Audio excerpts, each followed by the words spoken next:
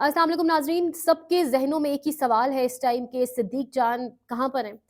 कल supreme court से एक बड़ी डेवलपमेंट भी हुई और 9 दिन गुज़र चुके हैं, 9 से 10 दिन हो गए अगर आप उनकी यूट्यूब की टाइमलाइन पर भी जाएँ तो उनका आखिरी व्लॉग 9 दिन पहले आया है। सिद्दीक जान कहाँ पर हैं? ट्विटर वो इस्तेमाल कर रहे हैं, बिल्कुल कर रहे हैं, ट्विटर पर वो एक्टिव हैं, बिल्कुल एक्टिव हैं, वो खैरियत से हैं, बिल्कुल खैरियत से हैं। ये वो बड़े ऐसे सवालात हैं जो आपसे आम लोग भी पूछ रहे होते हैं कि यार सिद्दीक जान का व्लॉग नहीं आया। तो अब कहानी क्या है, मामला अंदर खाते क्या चल रहा है, वो आपके सामने जितना बता सकते हैं जो कुछ चीज़ों को ऑब्ज़र्व करते हैं, वो खबर की बुनियाद पर नहीं, एक तबसरे की बुनियाद पर और कुछ ना कुछ थोड़ा बहुत खबर की बुनियाद पर वो आपके सामने रखेंगे, लेकिन कॉन्टेक्स्ट बयान करना बहुत ज़रूरी है।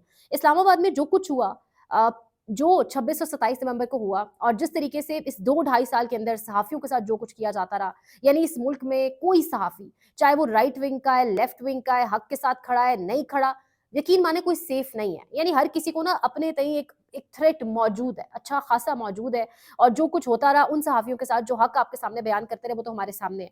यानी सिद्दीक जान को यहीं बोल न्यूज़ और हमारा भी जो दफ़्तर है इसके बिल्कुल बाहर से जिस तरीके से उठाया गया, तकरीबन अब से 1.5 साल गुज़र चुका है। तमाम तर चीज़ें हमारे सामने हैं। सो इन सब सहाफ़ियों ने फस्तायत का भरपूर मुकाबला किया, लेकिन इस वक़्त सिद्दीक जान का ही एक बड़ा अहम तरीन सवाल है। सब लोग ये सवाल कर रहे हैं, लेकिन जो इस्लामाबाद के अंदर खून की होली खेली गई, हम सबको ये समझना होगा कि उसके अंदर मीडिया का भी एक भरपूर किरदार था। हमारा इलेक्ट्रॉनिक मीडिया, जिसको मैं अब इलेक्ट्रॉनिक मीडिया से ज़्यादा रियासती मीडिया कहती हूँ, स्टेट ओन्ड टेलीविज़न चैनल्स कहती हूँ।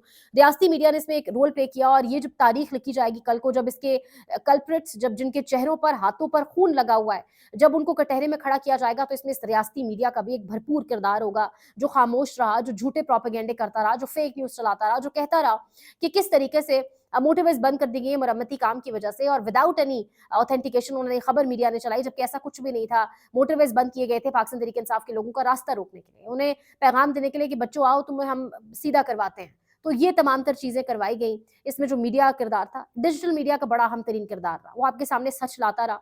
जितनी जहाँ से जिसकी कैपेसिटी में जो कोशिश कर सकता था, की गई। इनकैपेसिटेट करने की लोगों को बहुत कोशिश की गई। लोगों के हाथ, बाजू, पाँव मरोड़ मरोड़ के उन्हें बंद करने की, चुप करवाने की कोशिश की गई, लेकिन लोग खामोश नहीं हुए और लोग जो हैं वो आपके सामने मुद्दा रखते रहे। अब मामला सादा नहीं है, सिद्दीक जान साहब का व्लॉग नहीं आया। काफ़ी जगहों से जब उनसे जानने की कोशिश भी की इस हवाले से, तो उनकी जानिब से क्या आया है पैगाम वो आपके सामने रखेंगे। लेकिन पहले ये जो पिछले दिनों ये जो सारा मामला चलता रहा, उसके दौरान होता क्या है कि सिद्दीक जान साहब एक ट्वीट करते हैं और कहते हैं कि अब्सार आलम ने प्रोग्राम किया कि झूठ कैसे बिकता है और बहरूपिया ने अपने लाइव प्रोग्राम के बाद यूट्यूब पर अपलोड किए गए प्रोग्राम से ये क्लिप निकलवा दिया। झूठे का अपना झूठ पकड़ा गया, ये है इनकी असल औकात। बात उनकी ठीक थी क्योंकि अब्सार आलम साहब ने यानी अगर लगाना है तो पूरा प्रोग्राम लगाएँ ना। यानी आप प्रोग्राम का आधा हिस्सा काट के सोशल मीडिया पर या यूट्यूब पर क्यों लगा रहे हैं? क्योंकि आप जानते हैं कि ये जो आप बोल रहे हैं ये रियासती मीडिया पर तो बिक जाएगा। जिसके नाम के ऊपर आप तनख्वाह लेते हैं वहाँ तक तो ये बिक जाएगा, लेकिन इसको अवाम डिजिटल प्लेटफ़ॉर्म्स के ऊपर रद्द कर देगी, रद्दी की टोकरी के टुकड़ा समझेगी, नहीं बिकेगा। तो अब आपने क्या किया? अब आपने जी उसको वहाँ से कटवा के वहाँ, तो ये तो 2 नंबरी ख़यानत है। आप में इतना दमख़म होना चाहिए, आप जो भी स्टैंस, जो भी बात कर रहे हैं, उस पर आप खड़े रहें, ओन करें और वही चीज़ आप अपने यूट्यूब के ऊपर या कहीं पर भी जो आपने सोशल मीडिया पर पब्लिश करनी है वो करें। अब इसके ऊपर अब्सार आलम साहब क्या कह रहे हैं? ये ट्वीट गौर कीजिएगा। हेलो डीजे आईएसपीआर, एक तरफ तुम लोग टीवी चैनल्स पर लाइव नशरियात में कही हुई बात को सेंसर करवाते हो, जिसमें वर्किंग जर्नलिस्ट का कोई कसूर नहीं होता, और फिर अपने इस जैसे पालतू टेडी कुत्तों का पट्टा हम पर खोल देते हो, जो आज भी तुम्हारी बैरक के सामने रातब वसूल करने रोजाना पहुंचे होते हैं। अभी भी दिल नहीं भरा ऐसी गेम से।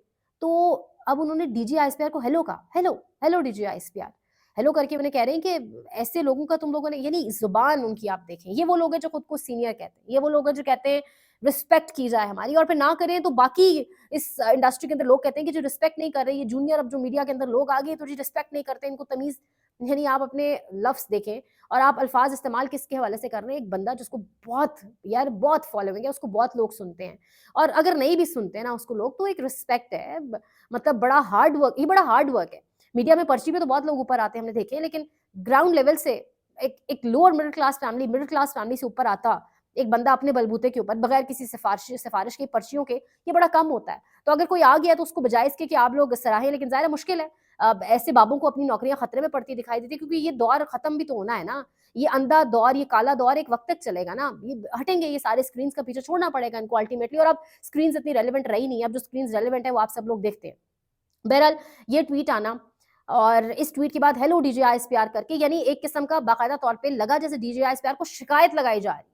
جیسے D G I S P R جو ہے وہ تمام تر میڈیا کی ریگولیٹری اتھارٹی ہیں، اور کون کس کے بارے میں کیا کہہ رہا ہے، کون کیا ٹویٹ کر رہا ہے، وہ اس کو دیکھ رہے ہیں. مطلب ان کی جاب تو یہ نہیں ہے ان کے پاس اور اتنی بڑی بڑی جابس کرنے کا، ان کا بڑا اسٹیچر ہے، لیکن ان کو کہاں مخاطب کر رہے ہیں. ابصار عالم صاحب اپنی جونیئر کولیگ، اپنی کو اینکر کے ساتھ، فیمیل بچی بیچاری اس کو کہہ رہے ہیں بٹھا کے سامنے اسے سوال پوچھا، اور اسے کہہ رہے ہیں آپ کا کریئر خطرے میں پڑے گا، آپ کا کریئر خطرے میں پڑے گا. یعنی یہ وہ تانے ہیں جو آپ کو میڈیا انڈسٹری کے اندر سننے کو ملتے ہیں اگر آپ ان بابوں کے ساتھ بنا کے نہ رکھیں، اگر آپ منافقت سے نہ چلیں، جو کہ نہیں چلا جا سکتا، بڑا مشکل کام ہے. یہ ابصار عالم صاحب کا یہ ٹویٹ 9 دن قبل آخری ویلاگ صدیق جان کا، جبکہ اس سے پہلے وہ ساتھ ساتھ آگاہ کرتے رہے ایک ایک ایکٹیویٹی کے اوپر، قافلے کہاں پہنچے، اور ساتھ ساتھ لوگ بڑا people were looking forward to ہم، لوگ دیکھ رہے تھے کہ وہ ساتھ ساتھ بتا رہے ہیں کیا ہے، مطلب لوگ سنتے ہیں، بڑی فالوئنگ ہے، آپ سب جانتے ہیں.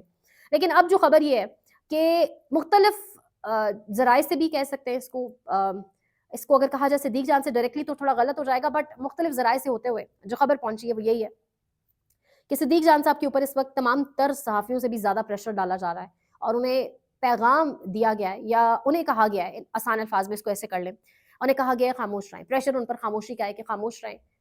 بڑے لوگوں کی جانب سے پریشر ہے، اور کہاں سے آتا ہے آپ سب جانتے ہیں. جن کا کام ریگولیٹ کرنا تو نہیں ہے میڈیا کو، لیکن ڈیفینیٹلی انہیں پھر اس طرح کے ہمارے باب صحافی کہتے ہیں hello D G I S P are.